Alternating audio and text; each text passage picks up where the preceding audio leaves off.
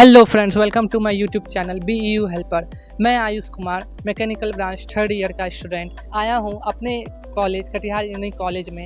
यहां पे हम लोग देखेंगे कि मैकेनिकल ब्रांच में क्या क्या सुविधाएं मिल रही है एंड फोर्थ ईयर के स्टूडेंट से मिलेंगे, क्या है उनका एक्सपीरियंस रहा, कैसा उनका जर्नी रहा है 4 ईयर तक। तो एक एक करके हम लोग जानेंगे 4 ईयर्स के स्टूडेंट से। तो चलिए।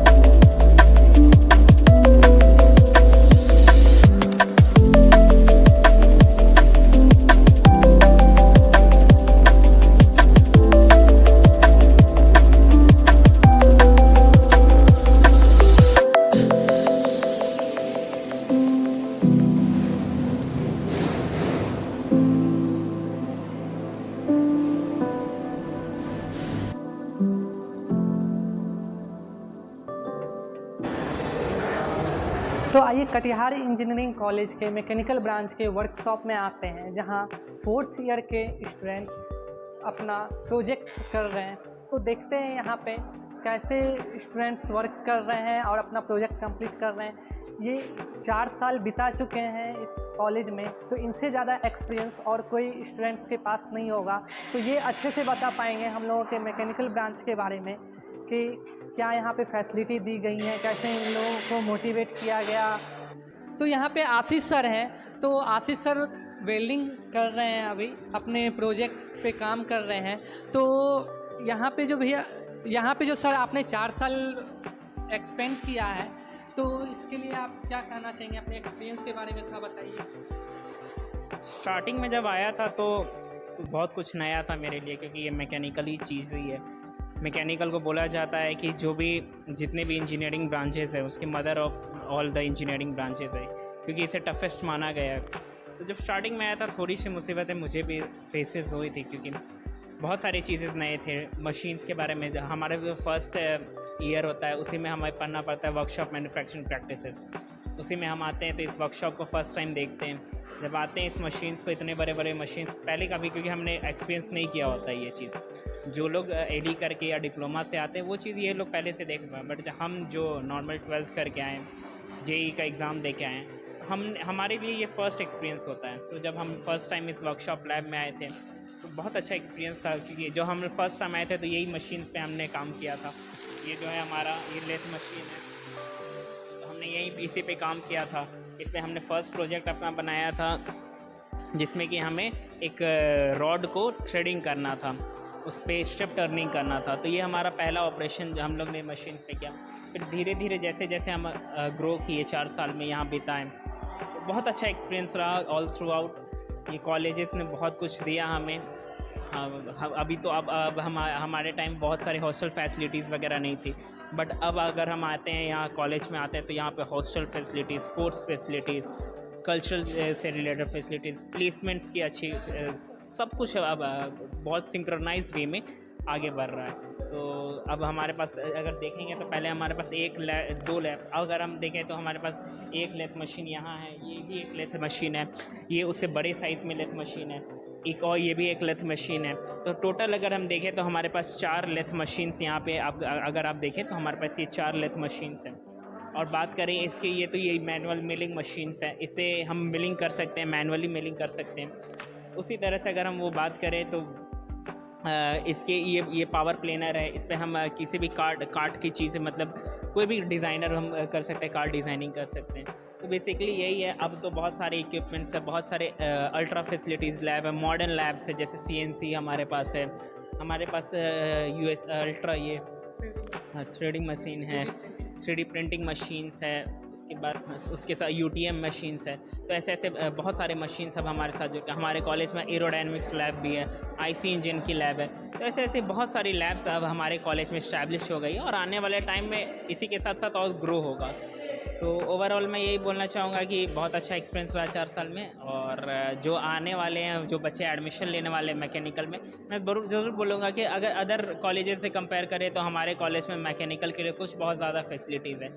प्रोफेसर्स भी बहुत अच्छे हैं, बहुत सारे एमटेक क्वालिफाइड प्रोफेसर्स हैं। तो पढ़ाई में भी हमेशा हमें कभी दिक्कत नहीं हुई है, कभी भी हमें ऐसा नहीं लगा कि हमारा जो एकेडमिक है वो हाइपर हो रहा है, ऐसा कुछ नहीं। एकेडमिक्स पे हमारी बहुत अच्छी तरह से करी है, प्लेसमेंट्स भी बहुत अच्छी चल रही है। तो ओवरऑल अगर देखा जाए तो बहुत अच्छा रहा मेरा 4 साल का एक्सपीरियंस। और बस मैं यही बोलूँगा कि जो आने वाले बैच है वो यहाँ पे एडमिशन ले और ज़्यादा से ज़्यादा सीखे। Thank you. स्टार्टअप सेल के भी कोऑर्डिनेटर रह चुके हैं, तो उसके बारे में कुछ बताइए। स्टार्टअप सेल की बात करें तो ये स्टार्टअप सेल बिहार गवर्नमेंट के द्वारा एक स्कीम है, जिसमें कि हर एक कॉलेजेस में स्टार्टअप सेल एक बनाया गया है, जिसके तहत मैं भी स्टार्टअप सेल से जुड़ा हूँ। मैं भी इसका कोऑर्डिनेटर रह चुका हूँ। इस बार से मेरा ये कार्यकाल ख़त्म हो रहा है उस स्टार्टअप सेल का। स्टार्टअप में होता ये है कि जैसे जो बच्चे हमारे प्लेसमेंट्स के सेल के द्वारा जो अपना प्लेसमेंट बहुत होते हैं, जिनका सोच रहता है कि हम कुछ बिज़नेस करें, ठीक है, कुछ बड़ा करें। यहाँ से अपना टेक्निकल स्किल्स कॉलेजेस से ले लिए हैं, अब उस टेक्निकल स्किल को इम्प्लीमेंट करके एक नया बिजनेस करें, कुछ बड़ा करें। तो ऐसे बच्चों के लिए यह स्टार्टअप सेल है। टेक्निकल स्टूडेंट्स के लिए क्या फैसिलिटीज़ हैं स्टार्टअप सेल में, तो उसके बारे में कुछ बताइए। अगर हम बात करें कि मैकेनिकल स्टूडेंट्स के लिए, तो मैकेनिकल में आप ऐसे ऐसे स्किल्स सीखते हैं, जैसे अब मशीनिंग का स्किल्स हो गया, ठीक है। साथ ही साथ आपको, अगर आप मैकेनिकल में आते हैं तो मेरा मानना है कि आपका ओवरऑल डेवलपमेंट होता है। आप मैकेनिकल स्किल्स के अलावा आप कोडिंग स्किल्स आपको आता है आपके पास, क्योंकि आपको कोड भी करना रहता है। CNC है, आपको कोड भी करना पड़ता है। तो आपके पास मैकेनिकल के साथ साथ कुछ कोडिंग स्किल्स भी रहती है आपके पास। और साथ ही साथ मैं मानता हूँ ऐसा कि मैकेनिकल में जो आ गया उसे तो सब कुछ नॉलेज हो जाता है, तो वो मैनेजमेंट स्किल्स वगैरह भी वो सब सीख लेते हैं। तो उनके लिए एडवांटेज हो जाता है कि उन्हें कुछ ज़्यादा कुछ सीखना नहीं पड़ता है, बस उन्हें क्या करना रहता है कि वो जो सीखे रहते हैं उस चीज़ को एक बिजनेस मॉडल बनाना होता है और उसको इम्प्लीमेंट करना होता है। तो बहुत अच्छी फैसिलिटीज़ है मैकेनिकल वालों के लिए, अगर वो मैकेनिकल वाले चाहें तो वो स्टार्टअप कर सके। लेकिन बात करें जॉब्स की, तो मैकेनिकल वालों के लिए जॉब्स भी बहुत हैं हमारे पास। बस यही होता है कि उस जॉब्स के बारे में लोगों को पता नहीं होता है, लेकिन जॉब भी मैकेनिकल में बहुत सारी जॉब्स हैं।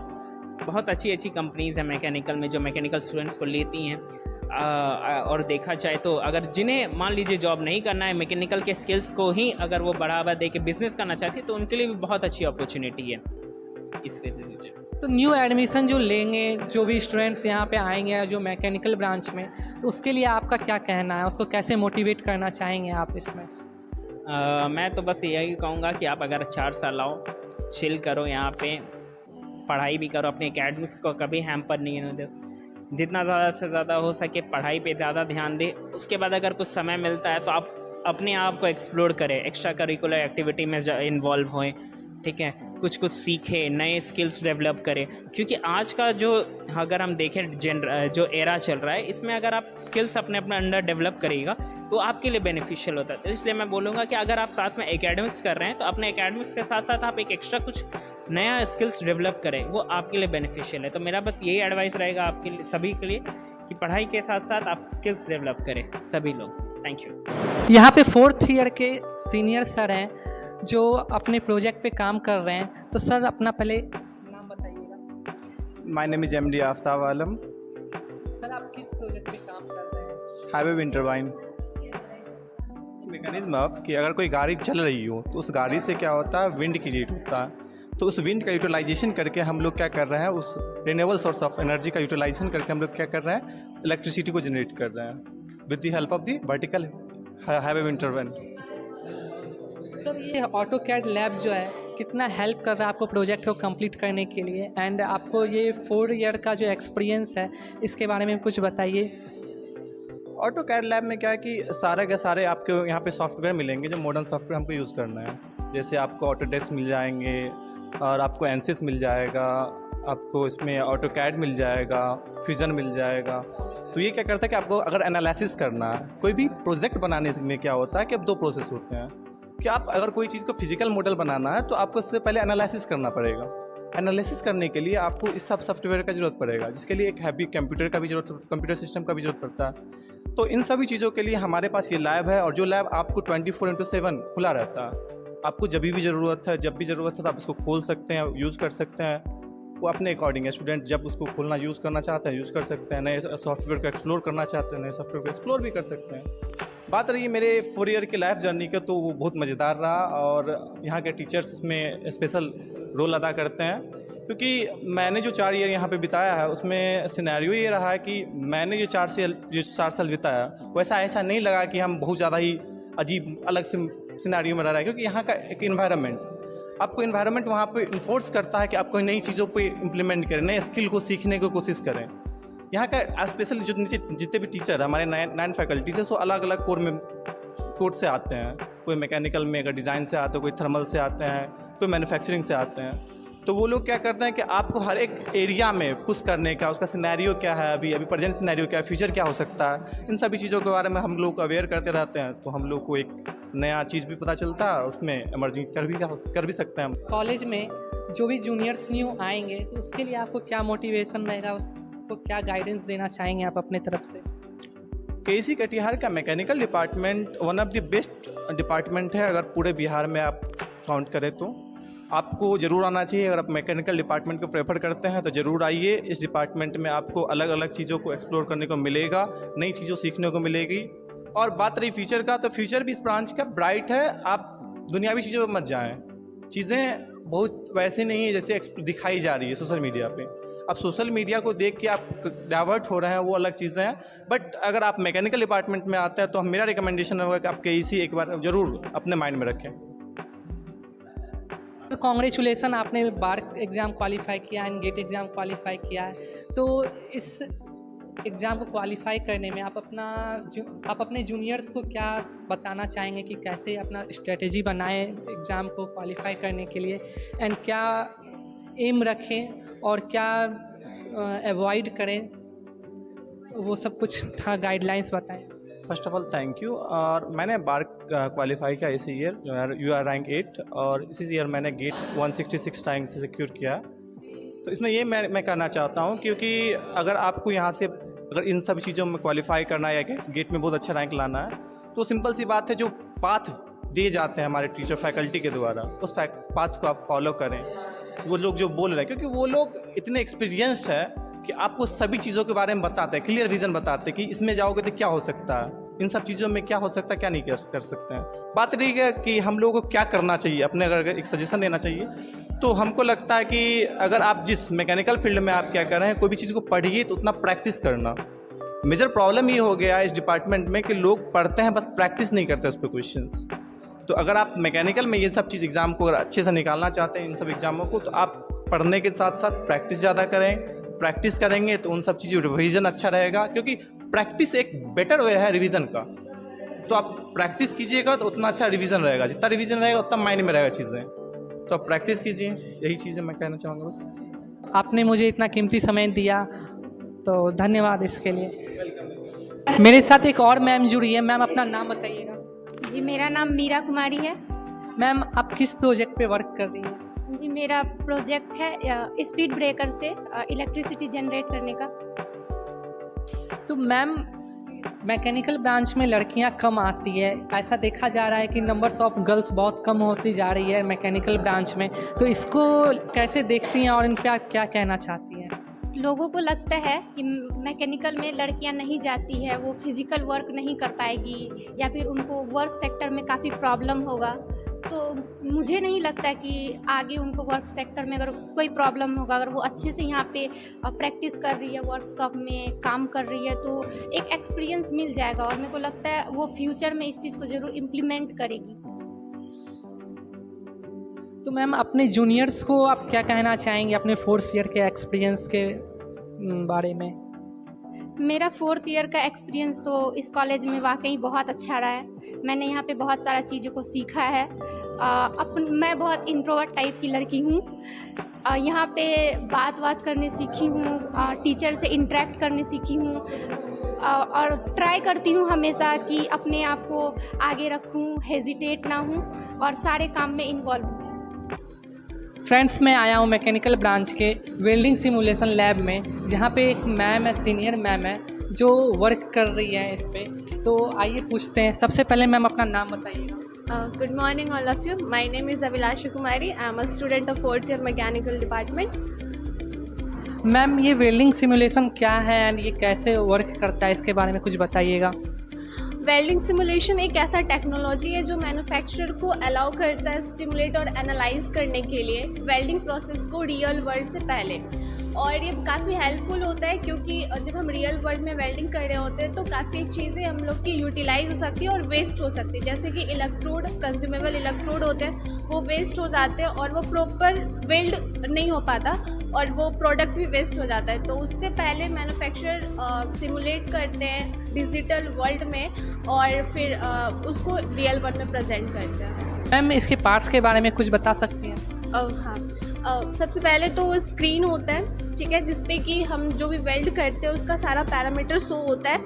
एंड ये हमारा न्यूमेरिकल कंट्रोल रहता है जिसमें कि हम लोग प्रोग्राम को सेट करते हैं। और ये हम लोग का वेल्डर हो गया और ये कंज्यूमेबल इलेक्ट्रोड है जो कि हम लोग वेल्डिंग के टाइम पे यूज़ कर रहे होते हैं। और ये एक प्लेट है जिसको कि इस हेलमेट के थ्रू अगर आप देखोगे तो बिल्कुल रियल व्यू वाला मेटल वाला पीस लगेगा। एंड पावर सोर्स यूज़ करते हैं हम लोग इसको ऑन करने के लिए एंड देन स्टिमुलेट करते हैं। और ये हेलमेट है जिसको कि यूज़ करते हैं और जो कि आपको फील देगा बिल्कुल ही रियल वर्ल्ड वाले मेटल शो करेगा आपको। प्लेट, ये मेटल जो प्लेट दिख रहा है वो बिल्कुल रियल शो करेगा एंड ये काफ़ी हेल्पफुल है। मैम, आपने 4 साल इस कॉलेज में बिताया है, तो एज ए गर्ल्स आप जूनियर्स को क्या प्रोत्साहित करेंगे, कैसे प्रोत्साहित करेंगे कि यहाँ पे एडमिशन लें and mechanical branch he choose करें? सबसे पहले तो ये जो माइंड में सेट है कि मैकेनिकल लड़की के लिए सही नहीं है तो उसको पहले चेंज कर लो। मैकेनिकल बहुत इंटरेस्टिंग है और मेरे अकॉर्डिंग लड़कियों को आना चाहिए मैकेनिकल में। उनको फील आएगा कि एक्चुअली मैकेनिकल क्या होता है। और कटिहार इंजीनियरिंग कॉलेज में ऑफकोर्स बहुत सारे इक्विपमेंट प्रेजेंट है मैकेनिकल में जो आपको फील देंगे और जिसको आप समझ पाओगे कि एक्चुअल में कोई भी मशीन वर्क कैसे कर रहा है। और जब आप इन चीज़ों को समझोगे तो आपको इंटरेस्ट आएगा और आई थिंक आपका जो माइंडसेट है वो ज़रूर चेंज हो जाएगा कि मैकेनिकल गर्ल्स के लिए नहीं है। मेरे अकॉर्डिंग तो ये बेस्ट ब्रांच है मेरे लिए। थैंक यू मैम, आपने इतना वैल्यूएबल समय हम लोगों को दिया। Thank you. फ्रेंड्स, अब मैं आया हूँ मैकेनिकल ब्रांच के स्ट्रेंथ ऑफ मटेरियल लैब में, जहाँ पे हम लोगों के 4th ईयर के सीनियर कुछ अपने प्रोजेक्ट पे वर्क कर रहे हैं। मेरे साथ एक सीनियर हैं जो यूटीएम पे वर्क कर रहे हैं, यूनिवर्सल टेस्टिंग मशीन पे। तो सर अपना नाम बताइएगा। मेरा नाम अमन कुमार है। मैं मैकेनिकल 4th ईयर का स्टूडेंट हूँ और अभी हम लोग प्रोजेक्ट का काम कर रहे हैं यूनिवर्सल टेस्टिंग मशीन्स पे। सबसे कंप्रेसर और टेंसाइल टेस्ट कर रहे हैं, उसके बाद रिजल्ट देखेंगे हमारा जो कंप्रेसर और टेंसाइल टेस्ट का क्या निकलता है। उसके बाद आफ्टर फ्यूचर हम लोग फ्लेक्सिबल कंपोजिट मटेरियल्स बना पाएंगे। सर, आप यहाँ पे 4 ईयर यहाँ पे आपने बिताया है इस कॉलेज में, 4 ईयर आपने दिया है कॉलेज को, तो कैसा एक्सपीरियंस रहा है आपका, था उसके बारे में कुछ बताइए। मेरा एक्सपीरियंस बहुत ही बेटर रहा और यहाँ पे टीचर्स बहुत ही सपोर्टिव रहे हैं और हमारे जो मैकेनिकल के जितने भी टीचर्स हैं बहुत ही सारे बच्चों को एक समान देखते हैं और सारे बच्चों को एक साथ ही सपोर्ट करते हैं। तो ये बहुत बेटर एक्सपीरियंस रहा। अभी मैं आया हूँ मैकेनिकल ब्रांच के इंजेक्शन मोल्डिंग लैब में, जहाँ पे हमें अमन सर कुछ बताएंगे इस मशीन के बारे में। तो सर बताइए इस मशीन में क्या क्या बेसिकली यह एडवांस मैन्युफैक्चरिंग मशीन से होता है। या मेनली ये कंप्यूटर बेस्ड होता है मशीन। यहाँ से आप ऑपरेट करते हैं, यहाँ से सारे फंक्शन दिए रहते हैं, इसी को सारे ऑपरेट करते हैं। उसके बाद ये जो होता है ये होता है PLA ग्रेनल्स। ये होता है PLA ग्रेनल्स जो हॉपर के द्वारा ये जाता है, जो हॉपर के द्वारा जाता है एक पार्टिकुलर टेम्परेचर जैसे कि 180 से लेकर 210 तक एक पार्टिकुलर टेम्परेचर पे मेल्ट होता है और मेल्ट होने के बाद यहाँ से ये इंजेक्ट करता है। ये एक सिरिंज की तरह इंजेक्ट करता है और इंजेक्ट करके एक थ्रेड में जाता है। थ्रेड में जाके एक मोल्ड अपना जिस डिजाइन शेप का थ्रेड होता है उस डिजाइन शेप का यह एक मोल्ड की तरह बना के हमको वापस निकाल देता है। और बस इसका यही काम है। यह एक फास्ट प्रोसेस होता है जो हम कंप्रेशन मोल्डिंग से भी कर सकते हैं, लेकिन इसे हम एक पर्टिकुलर अच्छे डिजाइन और प्रॉपर फिनिशिंग के साथ हम करते हैं। धन्यवाद।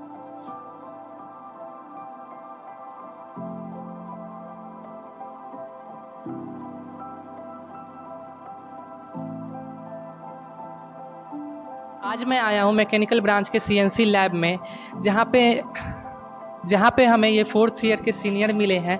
तो इनसे चलिए कुछ पूछते हैं। सर आपका नाम? मेरा नाम कासिफ कमर, मैकेनिकल डिपार्टमेंट 8 सेमेस्टर, 2021 से 2024 मेरा सेशन था।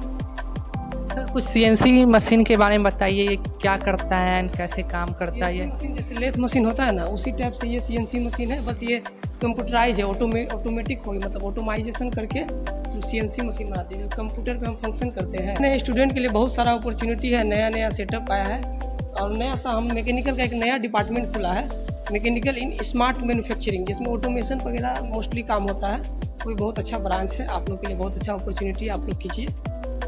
सर आपने 4 साल एक्सपेंड किया है यहाँ पे, 4 साल बिताया है, तो क्या कहना चाहेंगे हमारे जूनियर्स के लिए अपने एक्सपीरियंस के अकॉर्डिंग? ये कॉलेज काफ़ी अच्छा था और सर लोग काफ़ी क्या बोलते हैं, सर लोग भी हम लोग को बहुत सपोर्ट किए। और गेट वगैरह के बारे में सर बोलते थे कि गेट का तैयारी करो और कंपटीशन का तैयारी करो, सब बाकी सब बात बोलते थे सर। और कैसे कैसे करना है सर से बात कीजिएगा, सर भी फ्रेंडली है, आप सर से बात कीजिएगा। कोई भी प्रॉब्लम में पूछिएगा, सूर्या सर से, अजय सर से, जयंत सर से, सब सपोर्टिव नेचर है। किन्हीं से पूछिएगा तो काफ़ी अच्छा से आपको बताएंगे, एज अ फ्रेंड की तरह आपको बताएंगे, जो कि हमको काफ़ी अच्छा लगा। अदर कॉलेज का तो नहीं पता, लेकिन इस कॉलेज में हमको बहुत अच्छा लगा। सर यहाँ पे 2 मशीनें दिख रही हैं, तो दोनों मशीनें के बारे में था कुछ बताइएगा। ये टर्निंग मशीन में मोस्टली वर्क पीस जो है रोटेट करता है, और इसमें हम डिफरेंट ऑपरेशन कर सकते हैं। जैसे टर्निंग कर सकते हैं, आपका जाके टर्निंग कर सकते हैं, बोरिंग कर सकते हैं, सरफेस फिनिशिंग कर सकते हैं। नहीं, गलत बोल दिया। टर्निंग, जैसे ये टर्निंग मशीन है, तो टर्निंग मशीन में मोस्टली क्या होता है कि वर्कशॉप जो होता है ना, तो वर्कशॉप यहाँ पे रोटेट करता है और टूल्स पे सटता है, उस पर मतलब बहुत सारा मशीन हम इस मशीन में कर सकते हैं। जैसे CNC टर्निंग कर सकते हैं, फेसिंग कर सकते हैं, नर्लिंग कर सकते हैं, और ETC बहुत सारा मशीन इसमें ऑपरेशन कर सकते हैं। और मिलिंग मशीन में क्या होता है कि हम कॉम्प्लिकेटेड शेप का हम बना सकते हैं। मिलिंग मशीन में क्या होता है, मिलिंग में मोस्टली टूल जो है ना, टूल मूव रोटेट करता है, वर्क पीस कांस्टेंट रहता है, लेकिन उसमें उल्टा होता है। लेकिन दोनों इसमें बहुत सारा कॉम्प्लेक्स शेप का भी आप मशीनिंग